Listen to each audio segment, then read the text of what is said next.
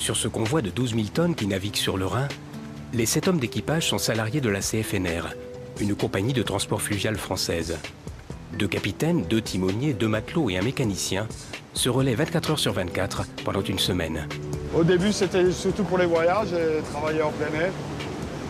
J'aimerais bien voir de temps en temps d'autres rivières maintenant. Je sais pas, le Danube, ça m'intéresserait par exemple.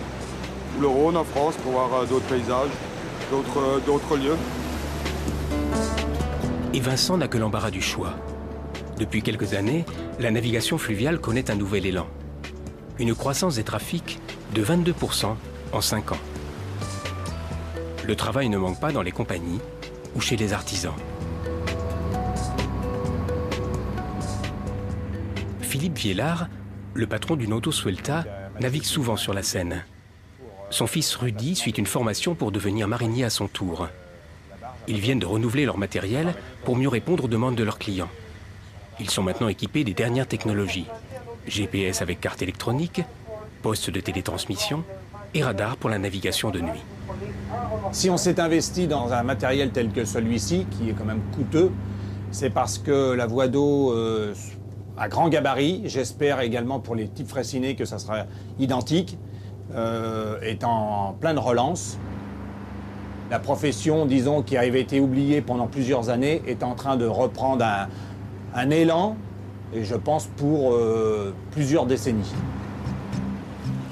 La voie d'eau est un mode de transport idéal pour acheminer des fret lourds et volumineux, de grosses quantités en vrac ou stockées dans des containers. Mais la navigation se développe aussi autour de l'acheminement de marchandises à forte valeur ajoutée, comme les véhicules automobiles, les morceaux de l'Airbus ou de la fusée Ariane. Les bateliers peuvent travailler de 2 manières, comme salariés d'une compagnie de navigation ou bien comme chefs d'une entreprise artisanale.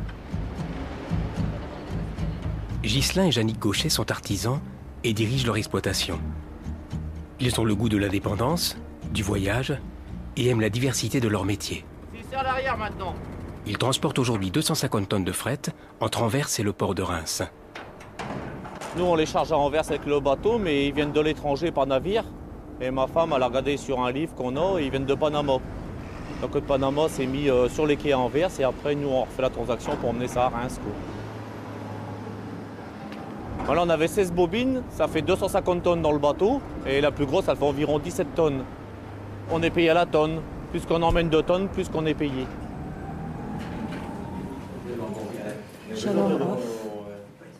L'artisan batelier doit rechercher des offres de transport.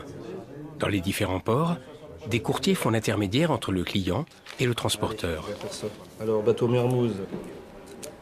Donc, tu charges bien à Reims-Vrilly, ok, chez Champagne Céréales. Hein, donc, mise à quai, donc jeudi, pour une arrivée lundi. Ok, ça te va? Pas de problème. Depuis de nombreuses années, la coopérative Champagne Céréales valorise le transport par voie d'eau qui permet de livrer des lots de marchandises homogènes. De nombreux silos sont installés sur les bords du canal latéral à la Marne. En camion, on reçoit une marchandise pour une quantité de 25 tonnes. En péniche, vous recevez un lot de 250 tonnes, soit l'équivalent de 10 camions. La vitesse de navigation paraît lente si on la regarde comme ça, c'est-à-dire à peu près 6 km/h. Mais si les clients nous passent leur programme, je dirais avec quelques jours d'avance, on a le temps d'affréter et de calculer le délai de route. Par exemple, de nos ports sur la Belgique, on compte en moyenne 7 à 8 jours de navigation. On a un développement du transport fluvial qui effectivement est de nouveau au goût du jour et on manque de bateaux. Face à l'accroissement des échanges de marchandises en Europe, le fluvial est un mode de transport alternatif qui permet de réduire le nombre de camions sur les routes.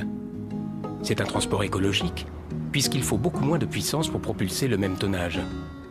Quand 200 camions sont nécessaires pour transporter 5000 tonnes, un pousseur fluvial équipé de 4 moteurs suffit. La société Morillon-Corvol transporte le sable de ses carrières sur la Seine pour approvisionner Paris. Sur les 3 500 000 tonnes que nous faisons annuellement par voie d'eau, la moitié est assurée par des affrétés, majoritairement des bateaux artisans, nous en avons 60 environ, et l'autre moitié par notre flotte propre qui comporte 11 pousseurs et 80 barges. Nous avons des besoins en personnel, d'autant plus que, comme toutes les entreprises, Nos hommes sont souvent issus du baby-boom, donc ils s'en vont maintenant. Et depuis plusieurs années, nous recrutons des jeunes. Et depuis quelques années, nous aidons les jeunes artisans qui veulent s'installer de façon à ce qu'ils puissent obtenir des prêts bancaires grâce notamment à des contrats à long terme que l'on peut leur offrir si nous avons envie de travailler avec eux et inversement. Pour un bateau qui navigue, on compte aussi plusieurs emplois à terre.